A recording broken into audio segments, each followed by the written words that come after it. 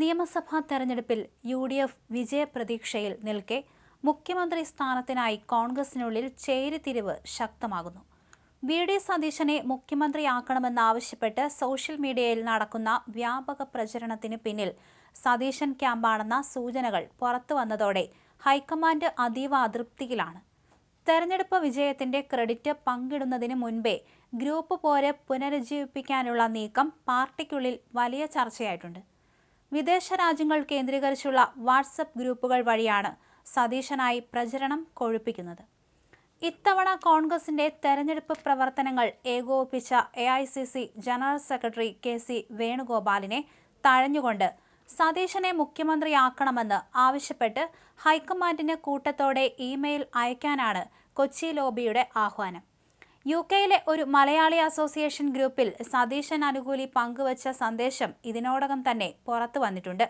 മല്ലികാർജുൻ ഖാർഗെ, രാഹുൽ ഗാന്ധി, പ്രിയങ്ക ഗാന്ധി എന്നിവർക്ക് അയക്കേണ്ട സന്ദേശവും അവരുടെ ഇമെയിൽ ഐഡികളും സഹിതമാണ് ഈ പ്രചരണം. തെരഞ്ഞെടുപ്പ് പ്രവർത്തനങ്ങളിൽ ഗ്രൂപ്പ് തർക്കങ്ങളില്ലാതെ പാർട്ടിയെ നയിച്ച KC വേണുഗോപാലിന്റെ പ്രവർത്തനങ്ങളിൽ കേന്ദ്ര നേതൃത്വത്തിന് വലിയ മതിപ്പാണുള്ളത്.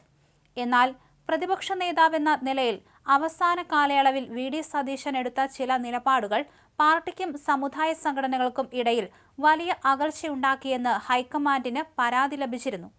ഈ പശ്ചാത്തലത്തിൽ സമ്മർദ്ദ തന്ത്രങ്ങളിലൂടെ മുഖ്യമന്ത്രി പദം ഉറപ്പിക്കാനുള്ള സതീശൻ ക്യാമ്പിന്റെ നീക്കത്തെ ഹൈക്കമാൻഡ് ഗൗരവത്തോടെയാണ് കാണുന്നത്.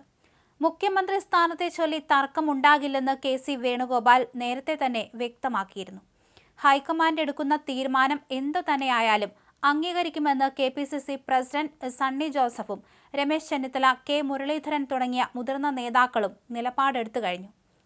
കരുണാകരൻ ആന്റണി കാലഘട്ടത്തിലെ ഗ്രൂപ്പ് വഴക്കുകളിലേക്ക് പാർട്ടിയെ തിരികെ കൊണ്ടുപോകുന്ന ഒരു നീക്കവും അനുവദിക്കില്ലെന്ന കർശന നിലപാടിലിരിക്കുകയാണ് AICC. ഫലം വരാനിരിക്കെ പാർട്ടിയിൽ ഗ്രൂപ്പ് കളി സജീവമാക്കുന്നത് തിരിച്ചടിയാകുമെന്ന ആശങ്കയിലാണ് സാധാരണ പ്രവർത്തകർ. ഹൈക്കമാൻഡിനെ സമ്മർദ്ദത്തിലാക്കാനുള്ള ഇമെയിൽ തന്ത്രം സതീശനെതിരെ തിരിക്കാനാണ് ചിലരുടെ നീക്കം.